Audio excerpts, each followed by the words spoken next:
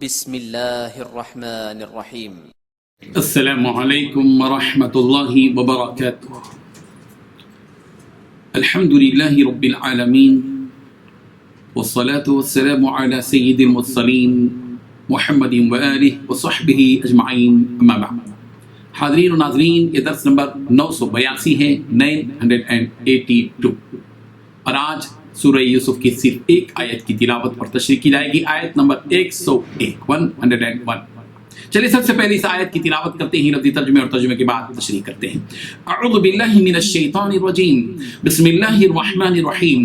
رب قد آتیتنی من الملک وعلمتنی من تأویل الاحادیث فاطر السماوات والأرض أنت ولي في الدنيا والآخرة توفني مسلما وألحقني بالصالحين، صدق اللہ العظیم۔ لفظی ترجمہ یوں ہے، ربی اے میرے رب، قد آتیتنی تحقیق تو نے مجھے دی من الملک کچھ بادشاہی، وعلمتنی اور تو نے سکھایا مجھے من تعبیر الاحادیث باتوں یعنی خوابوں کی تعبیر دینا، فاطر السماوات والارض اے پیدا کرنے والے آسمانوں اور زمین کے، انت ولی تو ہی میرا کارساز ہے، فی الدنیا والآخرہ دنیا اور آخرت میں، توفنی تو مجھے فوت دے، تو مجھے وفات دے، مسلمہ مسلمان، والحقنی اور مجھے ملا دے بالصالحین صالحین کے ساتھ۔ ترجمہ یوں ہے، جب یہ سب باتیں ہو گئی تو حضرت یوسف علیہ السلام نے اللہ تبارک و تعالیٰ سے دعا کی کہ میرے رب تو نے مجھے حکومت دی اور خوابوں کی تعبیر کا علم بخشا، اے آسمان اور زمین کے پیدا کرنے والے تو ہی دنیا میں اور آخرت میں میرا کارساز ہے، تو مجھے دنیا سے اپنی اطاعت کی حالت میں اٹھانا اور آخرت میں اپنے نیک بندوں میں داخل کرنا۔ اس آیت میں 4 باتیں بتائی گئی ہیں۔ پہلی بات، حضرت یوسف علیہ السلام نے یوں عرض کیا کہ اے میرے رب تو نے مجھے حکومت دی اور خوابوں کی تعبیر کا علم بخشا۔ دوسری بات ہے، آسمانوں اور زمین کے پیدا کرنے والے تو ہی دنیا میں اور آخرت میں میرا کارساز ہے۔ تیسری بات ہے، تو مجھے دنیا سے اپنی اطاعت کی حالت میں اٹھانا۔ چوتھی بات، اور آخرت میں اپنے نیک بندوں میں داخل کرنا۔ بزرگان محترم، حضرت یوسف علیہ السلام اپنی زندگی کے کٹھن اور مشکل ترین حالات سے گزرنے کے بعد مصر کی سرزمین میں بڑا مقام حاصل کیا تھا۔ حضرت یوسف علیہ السلام کو ایک طرف بادشاہت بھی ملی تھی تو دوسری طرف وہ نبوت سے بھی سرشار تھے، مزید یہ کہ خوابوں کی تعبیر کا خصوصی علم بھی انہیں ملا تھا، اور اپنے بھائیوں کے دوبارہ اور سہبارہ آنے جانے کے بعد آپ کا پورا خاندان، جس میں ان کے والدین، ان کے بھائی اور ان کے اہل و عیال بھی سب کے سب تھے، سب کنعان سے مصر آ چکے تھے۔ اللہ تبارک و تعالیٰ کے ان عظیم احسانات کے بعد حضرت یوسف علیہ السلام اپنے رب کی طرف رجوع ہوتے ہیں اور یوں کہتے ہیں کہ رب قد آتیتنی من الملک وعلمتنی من تعبیر الاحادیث، اے میرے پروردگار آپ نے مجھے عطا کیا ہے سلطنت کا کچھ حصہ اور آپ نے مجھے خوابوں کی تعبیر کا علم دیا۔ حضرت یوسف علیہ السلام نے اللہ تبارک و تعالیٰ کی ان 2 نعمتوں کا تذکرہ کیا جو ان پر بطور خاص ہوئی، ایک تو سلطنت اور دوسرے خوابوں کی تعبیر کا علم۔ حضرت یوسف علیہ السلام نے من الملک کہہ کر یہ بتایا کہ سلطنت کا ایک بڑا حصہ انہیں دیا گیا تھا، یعنی حضرت یوسف علیہ السلام کو اقتدار تو حاصل تھا، لیکن مصر کے بادشاہ نے اپنا اقتدار حضرت یوسف علیہ السلام کے سپرد کیا تھا۔ خوابوں کی تعبیر کا علم بھی حضرت یوسف علیہ السلام کے حق میں اس لیے بڑی نعمت تھی کہ خواب کی تعبیر کا علم ہونے ہی کی وجہ سے حضرت یوسف علیہ السلام نے مصر کے بادشاہ کے خواب کی تعبیر دی تھی، اور یہی تعبیر جیل سے رہائی کا سبب بنی تھی۔ مصر پہنچنے کے بعد حضرت یوسف علیہ السلام نے اپنے ابا جان کا ہاتھ پکڑا اور ان کو تمام خزانوں کا دورہ کروایا، ان کو لے کر سونے چاندی زیورات کپڑوں اور ہتھیاروں کے خزانوں میں پہنچے اور تمام خزانوں کا تعارف کروایا اور دکھایا۔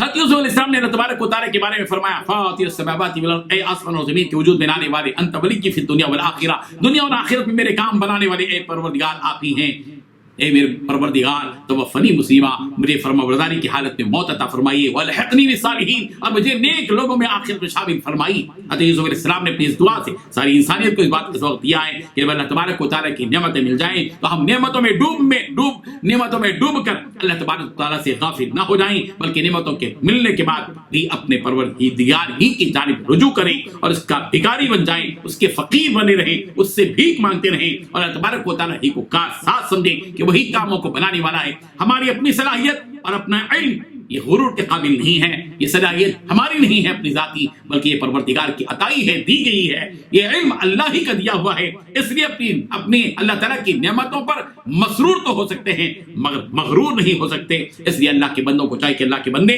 اپنی ان تمام نعمتوں کو اللہ تبارک و تعالیٰ کی طرف منسوب کریں، جیسے کہ حضرت یوسف علیہ السلام نے کہا، رب قد آتیتنی من الملک، اے پروردگار آپ نے مجھے عطا کیا جو بھی نعمت بندے کو ملے بندہ یہ کہے کہ اے اللہ آپ نے مجھے یہ دیا ہے، یہ میں نے کمایا نہیں ہے۔ لوگ دولت کما کر سمجھتے ہیں کہ میں نے کمایا، ارے تو نے نہیں کمایا، تو اس وقت تو کمانے کے قابل کب ہے جبکہ تیرے رب نے تجھ کو یہ طاقت، یہ صلاحیت، یہ دماغ، یہ دل، یہ سب کچھ، ہاتھ اور پیر، یہ اعضاء و جوارے پروردگار نے تجھ کو عطا کی، جبھی تو یہ تو نے کام کیا۔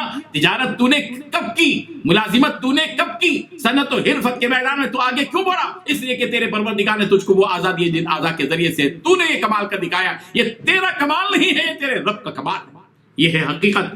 اللہ کے بندوں کو چاہیے کہ اللہ تبارک و تعالیٰ کی نعمتوں میں گم ہو کر اپنی موت کو فراموش نہ کریں۔ یہاں یہ سبق دیا جا رہا ہے کہ دنیا میں ڈوب کر، بادشاہت میں ڈوب کر، علم اور ہنر میں ڈوب کر کہیں تم اللہ تبارک و تعالیٰ کو، موت کو نہ بھول جاؤ۔ اس لیے موت کو یاد رکھو۔ حضرت یوسف علیہ السلام دعا کریں، توفنی مسلمہ، پروردگار بادشاہت تو مل گئی، خوابوں کی تعبیر کا علم بھی مل گیا، پروردگار موت میری آئے تو اس حالت میں آئے کہ میں تیرا فرمانبردار رہوں۔ اللہ کے بندوں کو چاہیے کہ اللہ کے بندے اچھی موت اور ایمان کی حالت میں موت، فرمانبرداری کی حالت میں موت کی اللہ تبارک و تعالیٰ سے دعا کرتے رہیں، اور اس بات کی بھی دعا کریں کہ والحقنی بالصالحین، پروردگار مجھے نیکوکاروں میں شامل فرما، کہیں میں بدکاروں میں شامل نہ ہو جاؤں، کہیں میرا نام بدکاروں کی فہرست میں نہ ہو جائے۔ پروردگار میرا نام اپنے فضل و کرم سے نیکوکاروں میں شامل فرما دیجیے۔